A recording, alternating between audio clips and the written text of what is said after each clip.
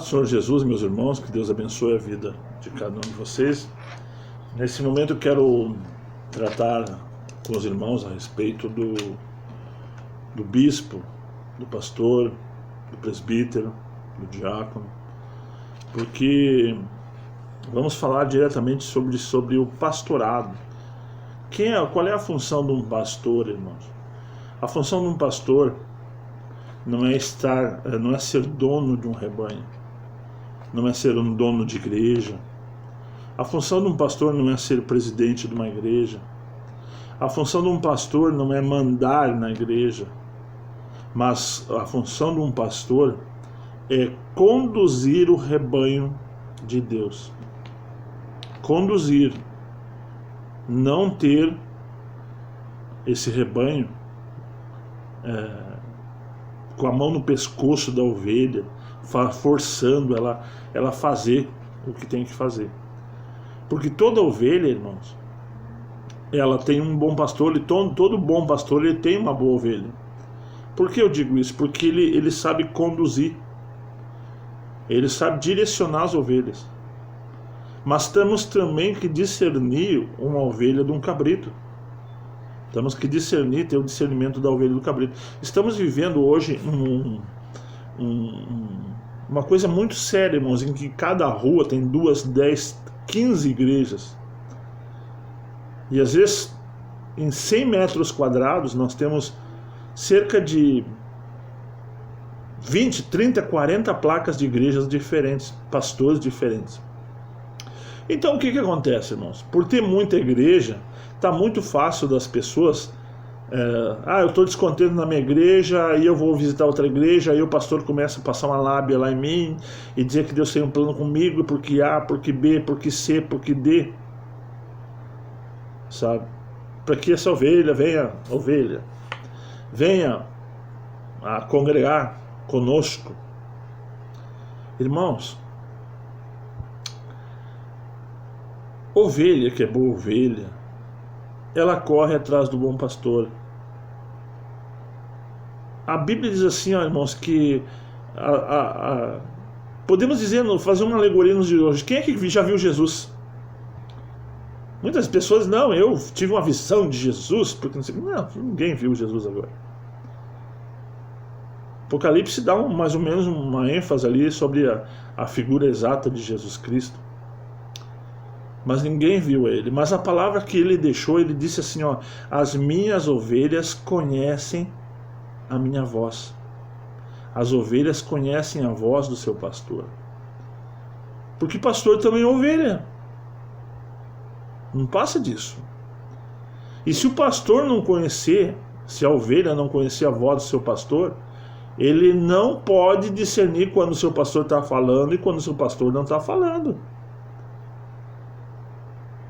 Porque parecem muitas vozes. O anticristo, para você ter uma ideia, o diabo ele vem revestido de anjo de luz.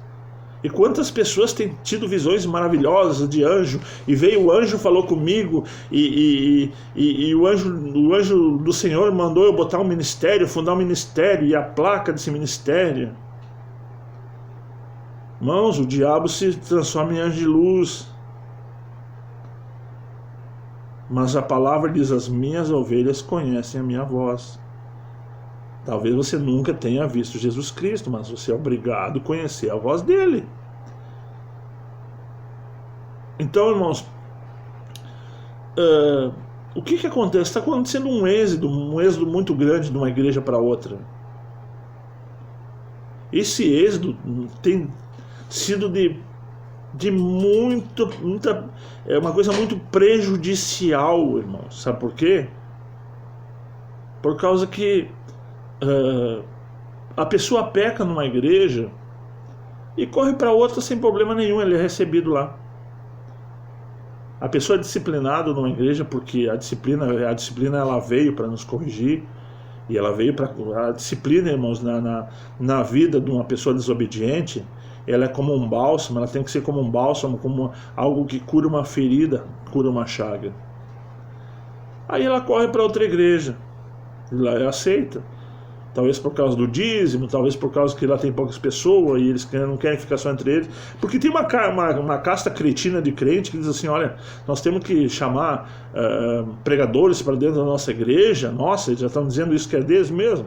Porque senão eles vão enjoar de nós, nós estamos falando do evangelho, eles vão enjoar de nós. Irmãos, claro que eles vão enjoar de ti. Sabe por quê? Porque tu fala coisa de ti mesmo. Tu não fala do evangelho. Mas as ovelhas do Senhor, eles não enjoam a voz de Cristo. Eles não enjoam o evangelho, irmãos. Não enjoam o evangelho. Agora, eu quero chamar a tua atenção nesse momento para ministros, pastores, pregadores. Porque hoje tem surgido uma casta, hoje todo mundo é apóstolo, né? Hoje todo mundo é missionário. Ainda que nem vizinho dele descubra que ele é crente, mas ele é missionário. Sabe? Todo mundo é evangelista, todo mundo é pastor. Hoje agora é febre, qualquer moleque aí é pastor. Qualquer moleque é pregador, é profeta, agora é profeta. E agora qualquer um que quer cantar é levita. Inventaram essa do levita. Levita, irmãos, vamos estudar, vamos examinar a Bíblia, ver o que era um levita. Levita é um serviçal, levita é um diácono. Então, irmãos, vamos falar sobre os ministros. Eu quero trazer uma palavra em 1 Timóteo, capítulo 3, versículo 2, assim: convém, pois, que o bispo seja irrepreensível, marido de sua mulher, vigilante, sóbrio, honesto, hospitaleiro e apto para ensinar. Então não é qualquer barulhento que é pastor, irmãos. Primeiro, convém que o bispo seja irrepreensível, marido de uma só mulher. Então significa que divorciado, se ele divorciou e casou de novo, ele está em adultério, ele não pode ser um bispo. Porque para Deus não tem divórcio, para Deus não adianta você querer divorciar, deixar tua esposa lá e querer casar com uma mais novinha, mais bonitinha. Está se condenando, está no inferno já. E se separou, se a tua mulher não te quis mais, por A por B, se o diabo entrou nela, não te quis mais, fica sem casar. Então convém que o bispo seja irrepreensível, marido de uma só mulher, vigilante, sóbrio, honesto, hospitaleiro e apto para ensinar. Mas como é que um bispo, como é que um pastor desviado, irmão, como é que um pastor casado em adultério vai poder ensinar o que para a igreja, vai passar o que para a igreja? Porque se a própria Bíblia diz assim que os adúlteros não entrarão no reino dos céus, o que esse bispo que está em adultério, que está em fornicação, que não está apto para ensinar, vai poder passar para o povo, passar para as pessoas? O que esse camarada vai poder passar para você? É por isso que o povo está desalentado aí. Igrejas que aceitam o segundo casamento, aceitam o divórcio, igrejas que aceitam políticos nos seus altares, bispos, pastores que aceitam o segundo casamento dos seus membros. Porque pode haver segundo casamento, desde que o primeiro morra, desapareça da face da terra. O que adianta você é bispo, mas nem os teus filhos acreditam que você... Eu conheço pastores aí que estão de mal com seus filhos estão de mal com eles. E são pastores.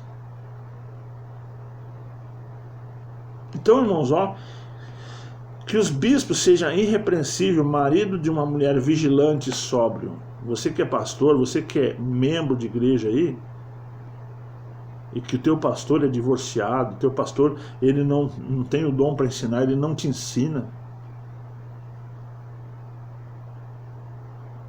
que ele leva a igreja de qualquer jeito, que importante para ele é número, é dinheiro.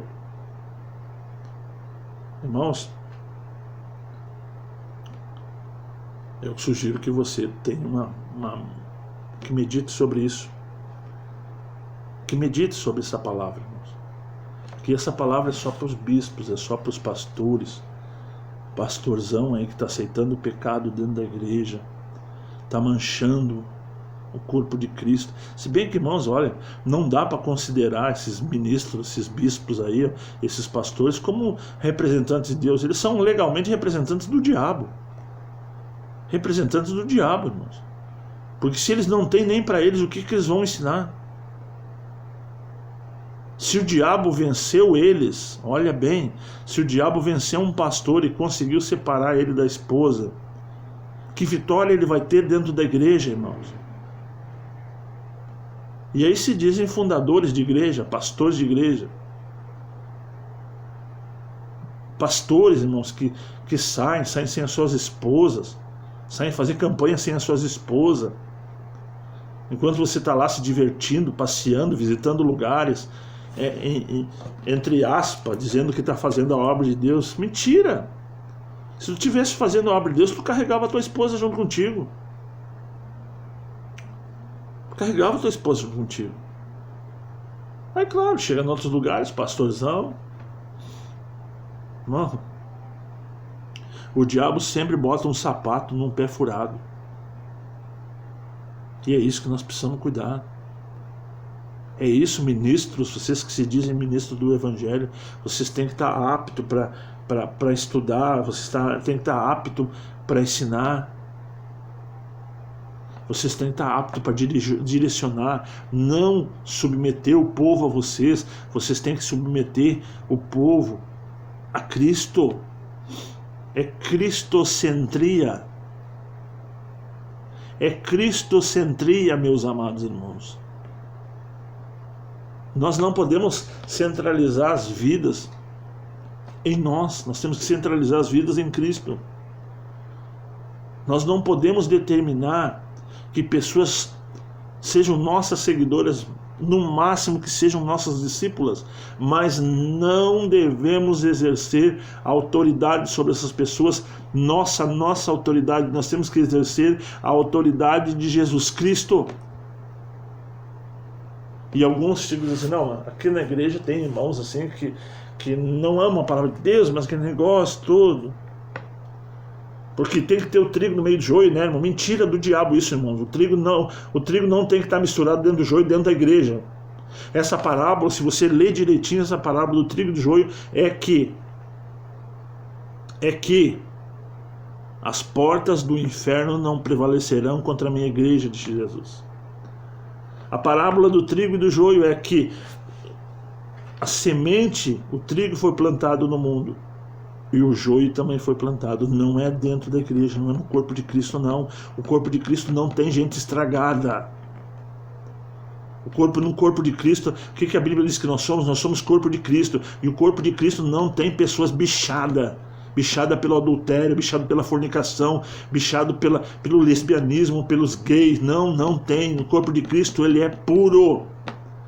Você vai morrer falando de Jesus Cristo, mas você nunca vai ter Jesus Cristo na tua vida.